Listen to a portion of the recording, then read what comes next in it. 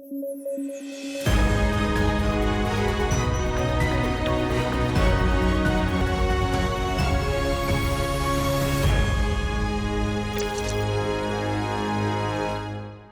News at 9 programme में आपका स्वागत है। मैं हूं अमृत उपाध्याय। आइए देखें आज की हेडलाइंस।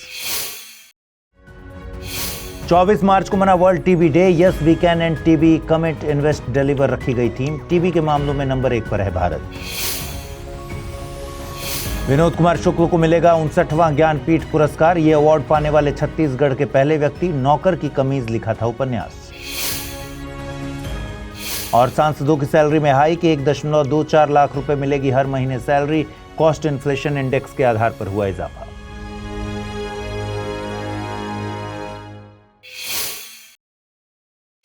आइए शुरू करें। 24 मार्च को दुनिया भर में वर्ल्ड ट्यूबरकुलोसिस डे मनाया जाता है। 2025 के लिए इस दिन की theme yes we can end TB commit invest deliver रखी गई है और इस दिन को मनाने का मकसद टीबी के बारे में जागरूकता फैलाना है। इसके प्रभाव को कम करने के लिए किए जा रहे वैश्विक प्रयासों को बढ़ावा देना भी इसका मकसद है। गौरतलब है कि 1882 में 24 मार्च के दिन ही डॉक्टर रॉबर्ट कोच ने घोषणा की थी कि उन्होंने टीबी के लिए जिम्मेदार बैक्टीरिया की खोज की है और इसीलिए इस दिन को मनाने का निर्णय 24 मार्च को किया गया। टीबी के लिए माइकोबैक्टीरियम ट्यूबरकुलोसिस बैक्टीरिया जिम्मेदार है और ये बैक्टीरिया आमतौर पर फेफड़ों को प्रभावित करता है, जिसे पल्मोनरी टीबी कहा जाता है। टीबी शरीर के दूसरे अंगों को भी प्रभावित कर सकती है, जैसे कि किडनी, लीवर या फिर ब्रेन। इस टीबी को एक्स्ट्रा पल्मोनरी टीबी कहा जाता है और ये रोग टीबी से पीड़ित व्यक्ति के खांसने, छींकने, थूकने से हवा के माध्यम से फैलता भी है। टीबी का इलाज संभव है और इसे रोका जा सकता है। टीबी का इलाज एंटीबायोटिक दवाओं से किया जाता है और बिना इलाज के टीबी जानलेवा साबित हो सकती है। कुछ देशों में टीबी से बचाव के लिए बच्चों को BCG का टीका लगाया जाता है। ये टीका टीबी से होने वाली मौतों को रोकता है और बच्चों को टीबी के गंभीर रूप से बचाता है। टीबी का ये एक टाइप है MDR टीबी, यानी कि multi drug resistant TB. MDR TB के लिए टीबी की दवाएं ही जिम्मेदार हैं। कैसे? देखिए, जब इन दवाओं को गलत तरीके से लिया जाता है या डॉक्टर गलत तरीके से प्रेस्क्रिप्शन लिख दें या फिर दवाओं की क्वालिटी लो हो या फिर कई बार मरीज ही कोर्स पूरा होने से पहले ये दवाएं छोड़ देते हैं खाना, इन सारे केसेस में केस बिगड़ जाता है। MDR टीबी के केस में मरीज पर टीबी की फर्स्ट लाइन दवाएं आइसोनाइजिड और रिफैम्पिसिन असर करना बंद कर देते हैं और फिर MDR टीबी को ट्रीट करने के लिए अन्य दवाओं का इस्तेमाल करना होता है, जिससे इलाज खर्चीला हो जाता है।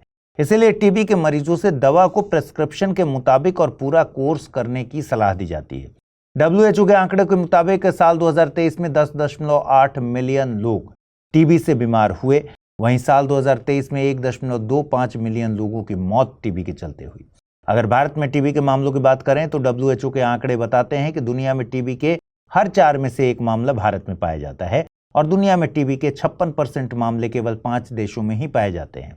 इनमें 26% मामले भारत में हैं, 10% इंडोनेशिया में, 6.8% चीन में, 6.8% ही फिलीपींस में और पाकिस्तान में 6.3% मामले पाए जाते हैं। SDG 3.3 में 2030 तक टीबी को खत्म करने का लक्ष्य रखा गया है और भारत ने टीबी उन्मूलन के लिए 2025 का लक्ष्य रखा है। भारत सरकार का केंद्रीय स्वास्थ्य मंत्रालय दिसंबर 2024 से 100 दिनों का टीबी एलिमिनेशन प्रोग्राम चला रहा है। इसमें टीबी के मामलों की पहचान, डायग्नोज में होने वाली देरी में कमी और ट्रीटमेंट आउटकम्स में सुधार किया जा रहा है।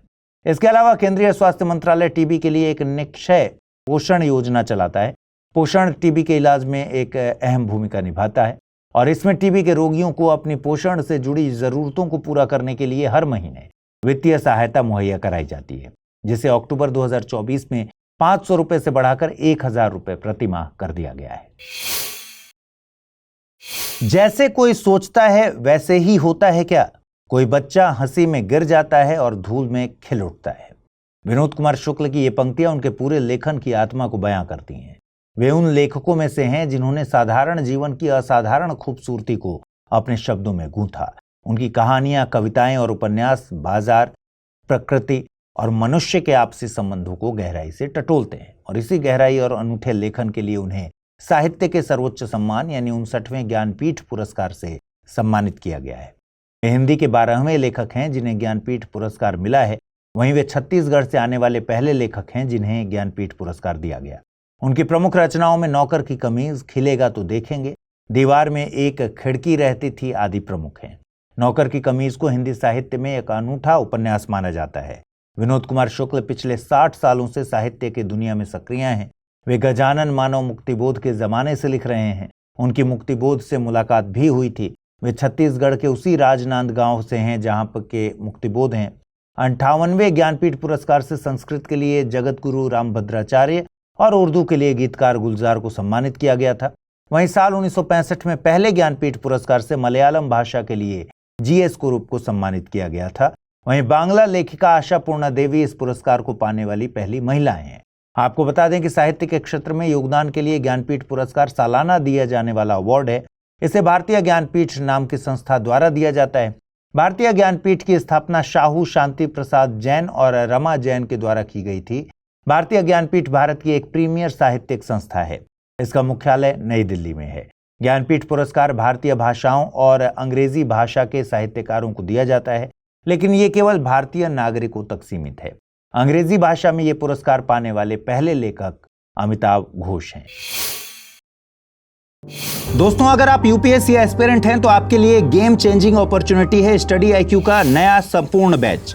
एक कॉम्प्रिहेंसिव प्रोग्राम जिसमें टॉप एडुकेटर्स के साथ 1000+ आवर्स की live classes, personalised mentorship and hand written notes से लेकर पीआरपी, एमआरपी जैसे इंटेंसिव प्रोग्राम्स हैं। प्रीलिम्स और मेंस स्कॉलरशिप के तहत प्रीलिम्स क्लियर करने पर पूरी फीस रिफंड हो जाएगी। टॉप परफॉर्मर्स के लिए हर मंथ 11,000 रुपीज का cash reward. Economically weaker sections के लिए स्पेशल उड़ान स्कॉलरशिप भी है। X secretary Anil Swarup sir खुद गाइड करेंगे आपको इस जर्नी में। स्टडी आईक्यू पर 2 करोड़ इंडियंस का ट्रस्ट है और अब संपूर्ण बैच के साथ आपका यूपीएससी ड्रीम भी होगा अचीव। सिल्वर, गोल्ड या platinum, choose the plan that fits your needs. आपको करना क्या है, स्टडी आईक्यू वेबसाइट पर जाइए, यूपीएससी संपूर्ण बैच पर क्लिक कीजिए and once you click on buy now आप देख सकते हैं डिस्काउंट कोड्स। वहां पर टाइप कीजिए अमृत लाइव एंड आपको मिलेगा सबसे lowest price. And obviously your IAS journey starts here.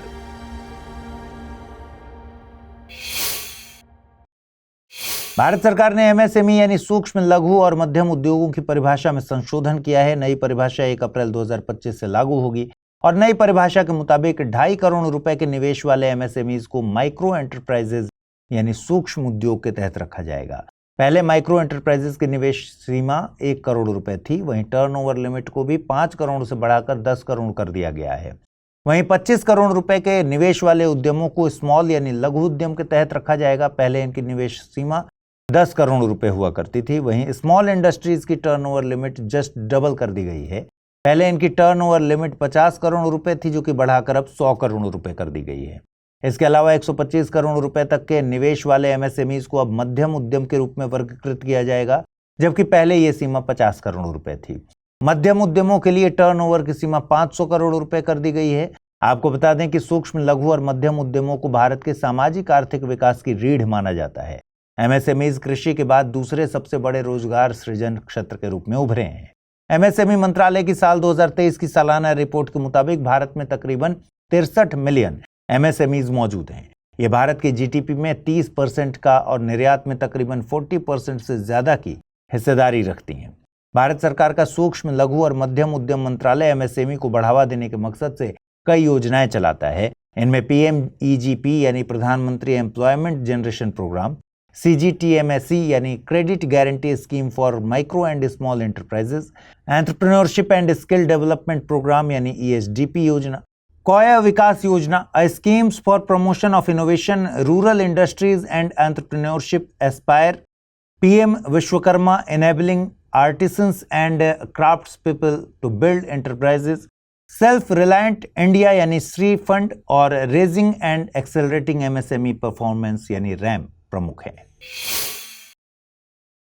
केंद्र सरकार ने एमपीज यानी मेंबर ऑफ पार्लियामेंट की सैलरी में 24% बढ़ोतरी की अधिसूचना जारी की है। कॉस्ट इन्फ्लेशन इंडेक्स के आधार पर बढ़ाई गई सैलरी 1 अप्रैल 2023 से लागू होगी।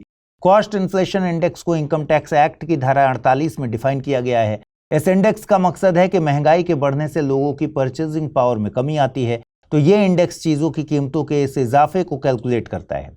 ऐसे समझिए कि 2023 में एक्स व्यक्ति 1,000 रुपए कमाता था और सेब की कीमत थी 100 रुपए पर किलो। अब 2025 में सेब की कीमत बढ़कर हो गई 200 रुपए किलो, लेकिन एक्स की सैलरी आज भी 1,000 रुपए ही है। तो अब एक्स 100 रुपए में आधा किलो सेब ही खरीद पाएगा। इंडेक्स वस्तुओं की कीमतों में होने वाले ऐसे ही इजाफों को कैलकुलेट करता है। नई अधिसूचना के बाद एक सांसद को हर महीने 1,24,000 रुपए की सैलरी मिलेगी, जो कि पहले 1 लाख रुपए हुआ करती थी। वहीं सिटिंग मेंबर्स के लिए डेली अलाउंस भी 2,000 रुपए से बढ़ाकर 2,500 रुपए कर दिया गया है। वहीं पूर्व सांसदों की पेंशन भी 25,000 रुपए से बढ़ाकर 31,000 रुपए प्रति माह कर दी गई है। सांसदों की सैलरी में बढ़ोतरी salary allowances and pension of members of parliament act में मिली शक्तियों के जरिए की गई है। आपको बता दें कि भारतीय संसद राष्ट्रपति, राज्यसभा और लोकसभा से मिलकर बनती है। लोकसभा और राज्यसभा के सदस्यों को सांसद कहा जाता है। राज्यसभा, जो कि संसद का एक स्थायी सदन है, इसमें 250 सदस्य होते हैं, जिसमें से 238 सदस्य राज्य और संघ शासित प्रदेशों का प्रतिनिधित्व करते हैं। वहीं 12 सदस्य राष्ट्रपति द्वारा मनोनीत किए जाते हैं। लोकसभा, जिसमें जनता द्वारा प्रत्यक्ष तौर पर चुने गए प्रतिनिधि शामिल होते हैं, इसमें सदस्यों की संख्या 550 है, जिसमें 530 सदस्य राज्यों का और 20 सदस्य संघ शासित प्रदेशों का प्रतिनिधित्व करते हैं। आइए अब जल्दी से देखें आज का टर्म ऑफ द डे। आज का टर्म ऑफ द डे है इम्पोस्टर सिंड्रोम। ये एक मानसिक अवस्था है। इसमें अच्छा खासा टैलेंटेड व्यक्ति खुद को दूसरों की तुलना में कमतर समझता है और इस सिंड्रोम से पीड़ित व्यक्ति कॉन्फिडेंस की कमी के चलते अपने पोटेंशियल को समझ नहीं पाता। इन्हें सफलता मिल भी जाएगी तो भी ये किस्मत की देन मान लेंगे। इस सिंड्रोम से पीड़ित व्यक्ति अपनी सक्सेस का क्रेडिट नहीं ले पाते। उनको लगता है कि वो इतने कैपेबल नहीं कि वो इसे अचीव कर सके। कई दफा वे महसूस करते हैं कि उनकी सक्सेस फेक है और एक दिन सबको उनकी असलियत पता चल जाएगी। आइए देखते हैं आज के रैपिड न्यूज में क्या है खास। संयुक्त राष्ट्र पर्यावरण कार्यक्रम यानी यूएनईपी दिसंबर 2025 तक ग्लोबल एनवायरमेंटल डेटा स्ट्रेटजी यानी GEDS को अंतिम रूप देने पर काम कर रहा है। यह रणनीति जलवायु परिवर्तन, प्रदूषण और कम होती जैव विविधता जैसी समस्याओं से निपटने के लिए बनाई गई है। इसका मकसद हाई क्वालिटी वाला एनवायरमेंटल डेटा उपलब्ध कराना है ताकि सही फैसले लिए जा सके। इसमें 5 पिलर हैं: डेटा की गुणवत्ता, डेटा प्रबंधन, डेटा साझा करने की सुविधा, सभी के लिए डेटा उपलब्धता और क्षमता निर्माण। यह रणनीति पर्यावरणीय नीतियों को मजबूत करेगी, दुनिया भर के देशों के बीच सहयोग को बढ़ाएगी और नई तकनीकों के विकास में मदद करेगी। इंडियन नेवी ने तवास्य नामक एक युद्धपोत लॉन्च किया। इसे गोवा शिपयार्ड लिमिटेड ने रूस के सहयोग से तैयार किया है। यह एक मॉडर्न स्टील युद्धपोत है जो समुद्री सुरक्षा को मजबूत करेगा। इसकी लंबाई 8 मीटर, चौड़ाई 15.2 मीटर और वजन 3600 टन है। यह 28 नॉट की रफ्तार से चल सकता है। इसमें ब्रह्मोस मिसाइल, मॉडर्न सेंसर, सोनार और टॉर्पीडो लॉन्चर लगे हैं। यह जल, हवा और पानी के अंदर युद्ध करने में सक्षम है। आपको बता दें कि इस युद्धपोत का नाम भीम की गदा तवास्य के नाम पर रखा गया है, जो ताकत और दृढ़ता का प्रतीक है। इस प्रोजेक्ट के तहत भारत और रूस मिलकर कुल 4 स्टील्थ युद्धपोत बना रहे हैं, जिनमें से एक त्रिपुट पहले ही बनाया जा चुका है। मिजोरम ने पहली बार एंथूरियम फूलों का निर्यात सिंगापुर को किया। एंथूरियम, जो एरेसी परिवार का पौधा है, अमेरिका का मूल निवासी पौधा है, लेकिन मिजोरम और भारत के अन्य पूर्वोत्तर राज्यों में बड़े पैमाने पर उगाया जाता है और मिजोरम में हर साल एंथूरियम महोत्सव भी मनाया जाता है। इन पौधों के फूल लाल, गुलाबी और नारंगी रंगों के होते हैं। ये छोटे छोटे बेर जैसे फल बनाते हैं जिनमें बीज होते हैं, लेकिन इनमें कैल्शियम ऑक्सलेट न होने के कारण ये जहरीले होते हैं। एंथूरियम फूल भारत के फूलों के व्यापार में अहम भूमिका निभाते हैं, जिससे 2023-24 में $86.62 मिलियन की कमाई हुई। इसके अलावा भारत के तमिलनाडु, कर्नाटक, मध्य प्रदेश और पश्चिम बंगाल में भी इन फूलों की खेती होती है। भारत इन्हें अमेरिका, नीदरलैंड, UAE, UK और कनाडा को निर्यात भी करता है। वैज्ञानिकों ने अंटार्कटिका के जॉर्ज 6 आइस शेल्फ के नीचे इकोलॉजिकल सिस्टम की खोज की है, जो यूनेस्को के चैलेंजर 150 अभियान का हिस्सा है। चैलेंजर 150 अभियान वैश्विक स्तर पर गहरे समुद्र में शोध करने के लिए एक ग्लोबल मिशन है। खोजे गए इस नए इकोलॉजिकल सिस्टम में विशाल समुद्री मकड़ियां, ऑक्टोपस, मूंगा और एक बड़ी जेलीफिश मिली है। ये इलाके अब तक 150 मीटर से ज्यादा मोटी बर्फ के नीचे छिपे हुए थे। यह खोज दिखाती है कि जीवन कठिन परिस्थितियों में भी संभव है और इससे ये भी पता चल सकता है कि इतनी मोटी बर्फ के नीचे पोषक तत्व कैसे पहुंचते हैं, जिससे जलवायु परिवर्तन से सामुद्रिक पारिस्थितिकी तंत्र पर पड़ने वाले प्रभाव को समझने में मदद मिलेगी। सुप्रीम कोर्ट में एक याचिका पर सुनवाई हो रही है, जिसमें चुनाव आयोग की वेबसाइट पर बूथवार मतदान डेटा यानी फॉर्म 17C तुरंत प्रकाशित करने की मांग की गई है। फॉर्म 17C एक जरूरी चुनावी दस्तावेज है, जिसमें प्रत्येक मतदान केंद्र का मतदान विवरण और चुनाव परिणाम का रिकॉर्ड होता है। इसमें 2 भाग होते हैं। भाग 1 में कुल मतदाताओं की संख्या, डाले गए वोट, मतदाता सूची और EVM की जानकारी होती है, जबकि भाग 2 में प्रत्येक उम्मीदवार को मिले वोटों की गिनती होती है। इसे 1961 के चुनाव नियमों और 1951 के जन प्रतिनिधित्व अधिनियम के तहत बनाया जाता है। मतदान के बाद प्रिजाइडिंग ऑफिसर भाग 1 भरकर सील करता है और मतगणना के दिन रिटर्निंग ऑफिसर भाग 2 भरकर सत्यापित करता है। यह चुनाव में पारदर्शिता और विश्वसनीयता सुनिश्चित करता है और धोखाधड़ी को रोकता है। 2025 कबड्डी वर्ल्ड कप ऐतिहासिक रहा क्योंकि यह पहली बार एशिया के बाहर आयोजित हुआ था। फाइनल मुकाबला जो इंग्लैंड के वुल्वरहैम्पटन में हुआ, इसमें इंग्लैंड की पुरुष और महिला टीमें फाइनल में पहुंची, लेकिन दोनों टीमें भारत से हार गईं। फाइनल मैच में भारत की महिला टीम ने 57-34 और पुरुषों की टीम ने 44-41 के अंतर से खिताब अपने नाम किया। भारत ने एक बार फिर साबित किया कि उसकी पुरुष और महिला कबड्डी की टीमें दुनिया की सबसे मजबूत टीम है। इस जीत ने एक बार फिर भारत की कबड्डी में बादशाहत को साबित कर दिया है। आइए जल्दी से देखें आज के बुलेटिन पर आधारित सवाल। पहला सवाल है, ज्ञानपीठ पुरस्कार के संबंध में निम्नलिखित कथनों पर विचार कीजिए। 59वें ज्ञानपीठ पुरस्कार से विनोद कुमार शुक्ल को सम्मानित किया गया है। पहले ज्ञानपीठ पुरस्कार से जीएस कुरूप को सम्मानित किया गया था। ज्ञानपीठ पुरस्कार पाने वाली पहली महिला आशा पूर्णा देवी है। उपर्युक्त में से सही कथनों को चुनना है, केवल 1, केवल 2 और 3, केवल 1 और 3 या फिर सभी तीनों। अगला प्रश्न है, एंथुरियम महोत्सव किस राज्य में आयोजित किया जाता है? मिजोरम, तमिलनाडु, केरल या फिर मणिपुर। आइए जल्दी से देखें पिछले बुलेटिन में मैंने कौन से सवाल पूछे थे, उनके सही जवाब क्या हैं। पहला सवाल था, हाल ही में क्रिस्टी कोवेंट्री का नाम चर्चा में रहा था, उनसे जुड़े कुछ कथनों पर विचार कीजिए। वे इंटरनेशनल ओलंपिक कमेटी के अध्यक्ष पद पर चुनी गई पहली महिला हैं। वे जिम्बाब्वे से संबंध रखती हैं और वे इंटरनेशनल ओलंपिक कमेटी के अध्यक्ष पद पर पहुंचने वाली पहली अफ्रीकी हैं। सही कथनों को चुनना था, केवल 1 और 2, केवल 2 और 3, केवल 1 और 3 या फिर 1, 2 और 3। सही जवाब है विकल्प डी, यानी कि तीनों ही कथन सही हैं।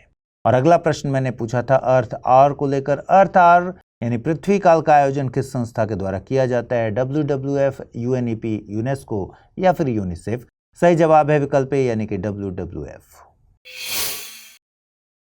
तो आज इस बुलेटिन में फिलहाल इतना ही। कल रात 9 बजे फिर से आपसे मुलाकात होगी। ख्याल रखिए अपना, ठीक से पढ़ाई कीजिए। अगर आप इस बुलेटिन की PDF हासिल करना चाहते हैं, अमृत उपाध्याय 007 टेलीग्राम चैनल है जिस पर इसकी PDF रोजाना मिलती है। आज जो सवाल मैंने पूछे हैं उनके जवाब कमेंट सेक्शन में जरूर दीजिएगा। नमस्कार।